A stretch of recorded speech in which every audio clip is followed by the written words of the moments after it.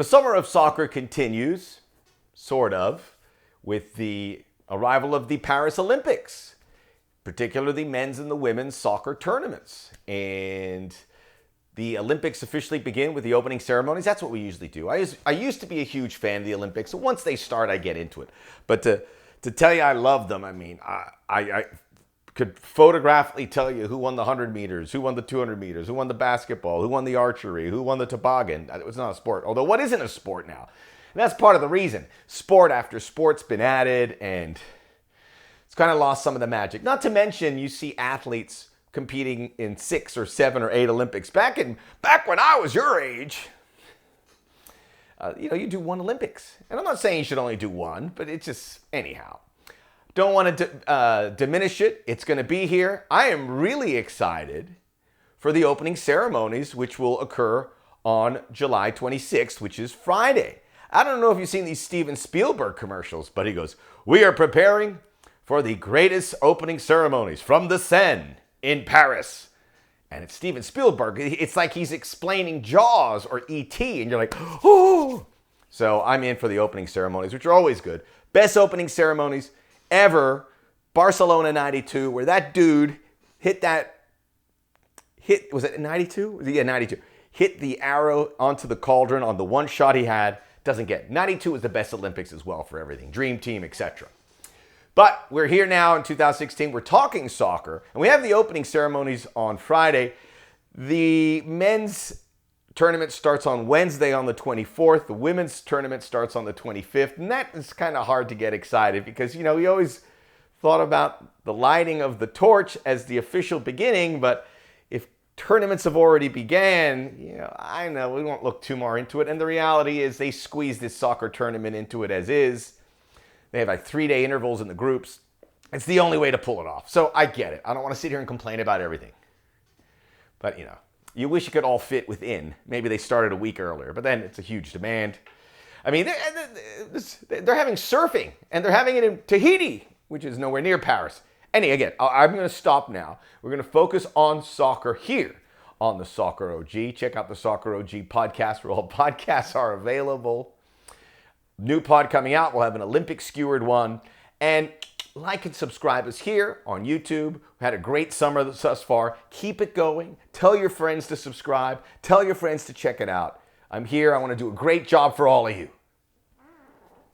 So as you know from me, I'm not really into the men's tournament. The women's tournament is different. Athletes are allowed to come in at all ages. It's important for the women's game to be that second competition outside of the World Cup. And we're seeing the regional tournaments develop. We saw a great Gold Cup for the U.S. women, and it was an expanded field. So it's getting better. But right now you lean into the Olympics. Maybe one day the women won't, because football and the IOC, who controls the Olympics, they've got to be very separate. And we have seen it with regards to the men's soccer game. Clubs don't have to release players, and they have not released them. You look at the field of players for this Olympics, and it does not wow you. It doesn't.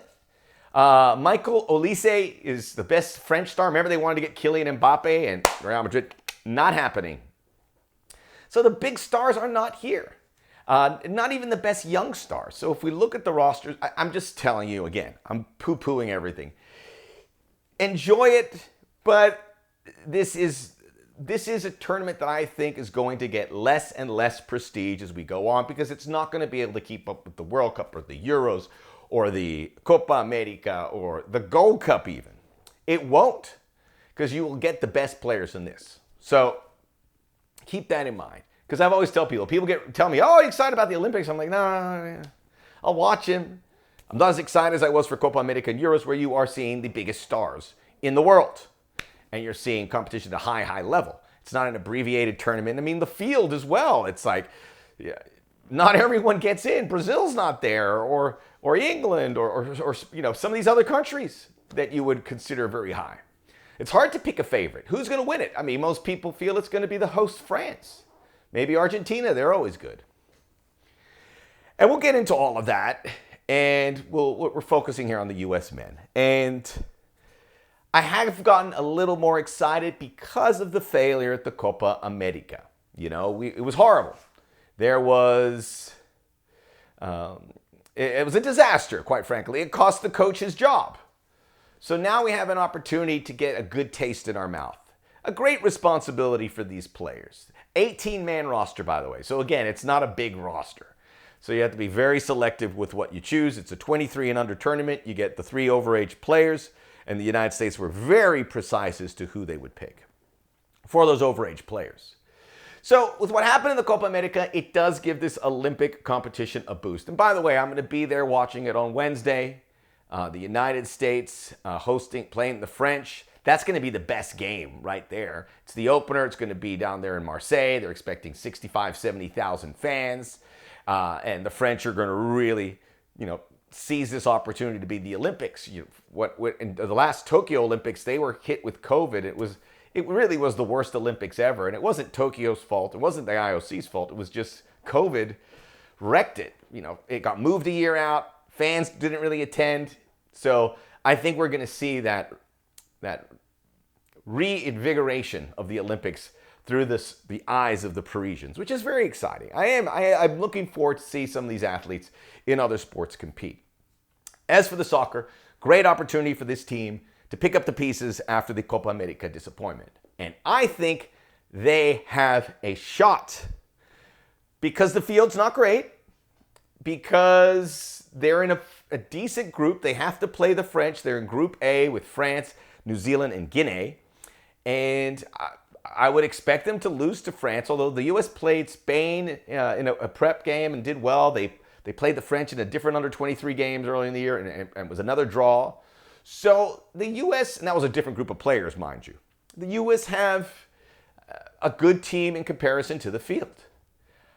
Guinea worries me a little bit because some of these African teams do seize the day in the Olympics. We saw it was at Nigeria, Cameroon have made big medal runs. So these African nations are going to be engaged. The South American nations are engaged. We've seen Mexico win a gold medal, which is something the U.S., look, it would be great to say that, to put that on the resume.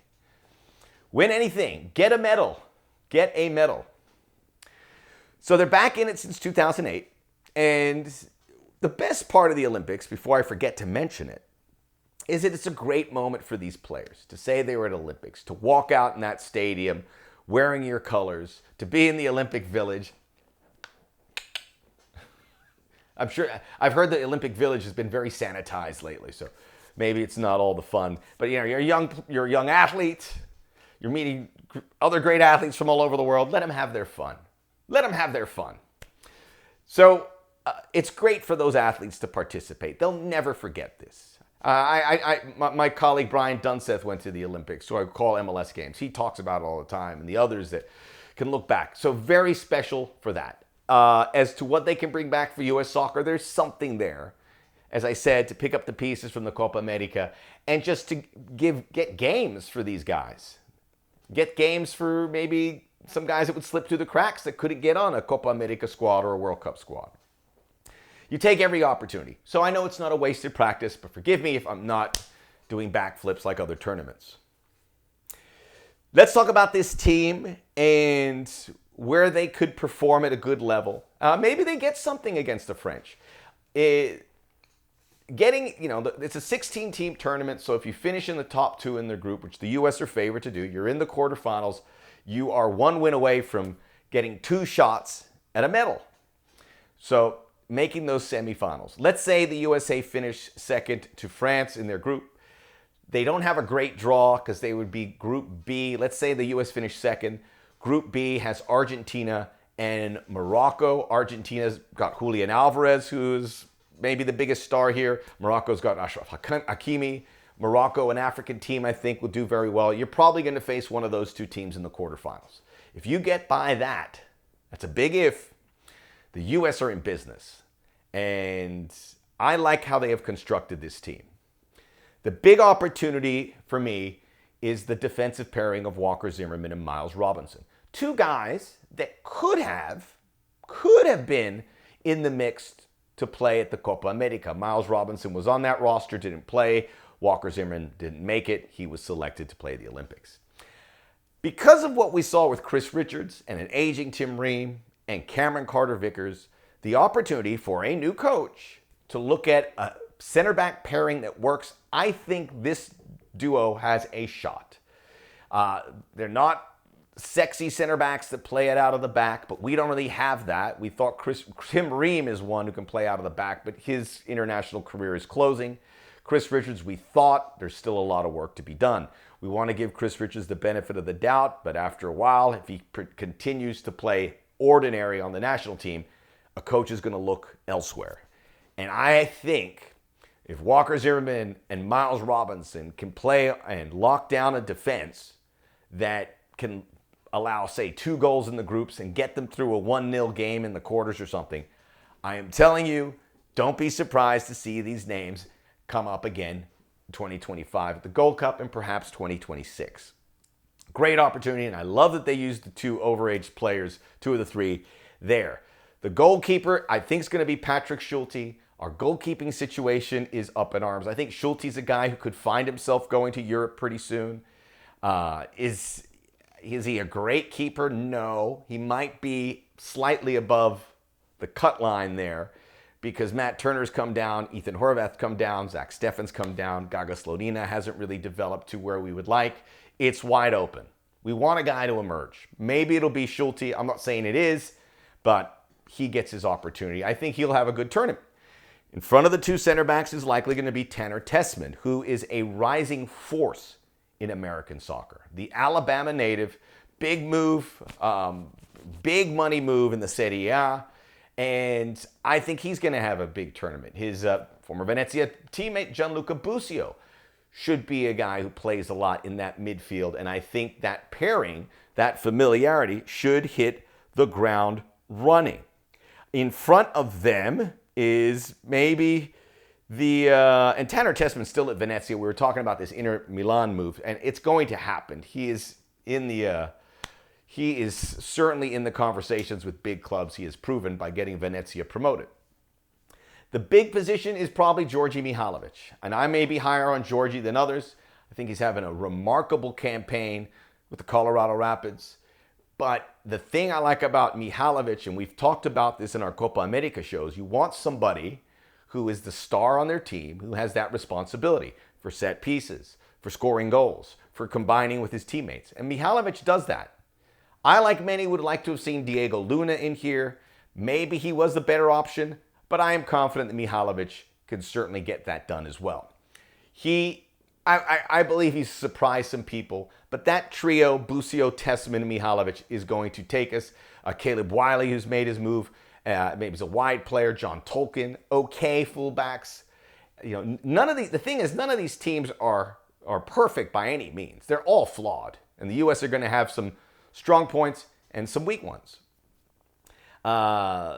Duncan Maguire, the guy, will be the striker. That's the one position I don't feel great. I like Maguire. I think he's got a good future, and he's on a good path as a player. He's gifted with this opportunity here.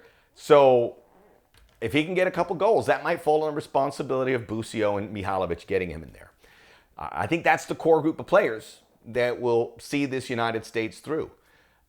I think they'd be competitive against a French team that's not good, with Olise and Loic Badet and Manu Kone. It's good team, good, solid. It's France. I mean, they have a pipeline, so we will be an underdog to them. You get the points against Guinea and New Zealand, you find a way to go in. As I said it before, I like how it's been constructed with Marko Mitrovic. I think they have a shot at it. I think they are above the median line for teams in here. And it's great to see these teams back in the Olympics. 2008, we didn't get out of the groups. There's a new coach for the national team. He'll be watching. The tournaments in Europe, scouts will be watching. Some stars, maybe it's Benjamin Kremaski. Some guys are going to step up in this tournament, and it should be fun. So enjoy it. It's here, Wednesday. 3-day gaps between the USA-France on the 24th, July 27th against New Zealand, July 30th in Guinea. we will reconvene then, and we'll hopefully have some more Olympics content to do. We'll talk about the women as well here at a later date. I'm trying to churn out videos. I got to hit the road for Leagues Cup. Very excited about that, but we will stay in touch. The Soccer OG. Check out the Soccer OG podcast. Like and subscribe us here. Let's go USA.